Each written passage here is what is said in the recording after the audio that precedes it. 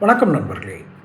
ஓய்வு பெற்ற காவல்துறை டிஜிபி சைலேந்திர பாபு யாதவ் கோயம்புத்தூரில் கொஞ்ச நாளைக்கு முன்னாடி அந்த சைலேந்திர பாபு யாதவ் என்ன செய்தார்னு சொல்லிக்கிறேன். அவர் ஏன் அப்படி ஒரு அறிக்கையை வெளியிட்டார் என்று தெரியாது. அவர் தமிழ்நாடு டிஜிபியாக இருந்தார். ஒரு பொய் கிட்டத்தட்ட ஒரு பொய் சொன்ன மாதிரி தான் அது. ஏன்னா அவர் அளவில் அந்த உயர்ந்த பதவியில் இருப்பவர் விசாரிக்காமல், அதுவும் தீர விசாரிக்காமல் வந்த செய்தியை உடனே வெளியிட வேண்டும் என்ற அவசரம் காட்டும் ஒரு சாதாரண நிலை ஊழியர் அல்ல அவர். அவர் ஒரு காவல்துறையின் உச்சபட்ச பதவியில் இருப்பவர். அப்படி சொல்லியிருக்கக்கூடாது. கிட்டத்தட்ட அது பொய் என்று தான் ஆகிறது. அப்படி என்ன சொன்னார்? கோயம்புத்தூரில் சில வருஷங்களுக்கு முன்னாடி ஒரு உக்கடம் பகுதியில் ஒரு கோயிலுக்கு முன்னாடி வந்த கார் திடீர்னு வெடிச்சிருச்சு. அந்த கார் வெடித்தது அதிகாலை நேரம். கார் வெடித்ததா, காரில் இருந்த பொருள் வெடித்ததா என்பது கூட சரியாக புலப்படாத ஒரு நேரம். தீப்பிடிச்சு எரியுது. அந்த கோயிலுடைய ஒரு ஸ்பீட் பிரேக்கரில் இறங்கும்போது நடந்துச்சு.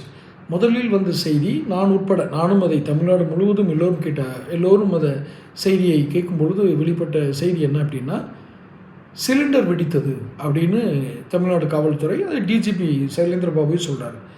ஆனால் ஒரே ஒரு சந்தேகம், இந்த செய்தியை கேட்கும்பொழுது எனக்கு ஏற்பட்ட அந்த நொடியில் ஏற்பட்ட சந்தேகத்தை நான் சொல்கிறேன். இது சிலிண்டர் வெடித்தது, விபத்து அப்படின்னு சொல்லிட்டு அவர் கிளம்பி வர்றார்.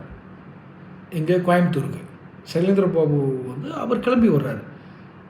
சைலேந்திர பாபு சொல்லிட்டாரு, சிலிண்டர் வெடித்ததுக்கெல்லாம் ஒரு டிஜிபி வருவாரா அப்படின்னு எனக்கு ஒரு சந்தேகம். ஆனால் சொல்லிட்டு அவர் வந்துட்டார். இப்போ அவங்க என்ன உருட்டலாம்னா, இல்லை உறுதிப்படுத்தாத வரைக்கும் அந்த செய்தியை சொல்லக்கூடாதுன்னு வச்சிருந்தோன்னு சொல்லலாம். நீங்கள் சொல்லாமலே இருக்கலாம். அதுக்கு மாற்றி சொல்லக்கூடாது. இல்லை, இந்த செய்தி எத்தனை விசாரிச்சுட்டு சொல்கிறேன்னு சொல்லணும். அப்படியாவது சொல்லுவோம். அது இல்லை, வந்துட்டாங்க. கோயம்புத்தூரில் வந்தார். அதுக்கப்புறம்தான் அது வெடிபொருட்களுடன் இணைக்கப்பட்ட சிலிண்டர் அப்படின்னு தெரிஞ்சுது. அதாவது இணைக்கிறதுக்கு முன்னாடி உள்ள நிலையில் சில இது வெடிச்சிருச்சு. அது மட்டும் பொதுமக்கள் கூடும் இடங்களில் வைத்து வெடிக்க செய்திருக்கப்பட்டிருந்தால் எத்தனை 100 உயிர்கள், எத்தனை 1000 உயிர்கள் பலியாயிருக்கும் என்பதை நினைத்து பாருங்கள். இங்கே என்ன நமக்கு கேள்வினா, உளவுத்துறைன்னு ஒன்று இருக்குது. என்ன வேலை செஞ்சாங்க, எதுக்கு வேலை செஞ்சாங்க?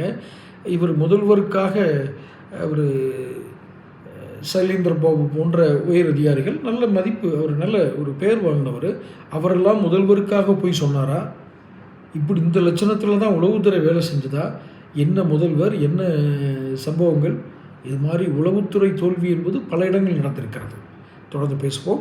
சேனல் சப்ஸ்கிரைப் பண்ணிக்கோங்க.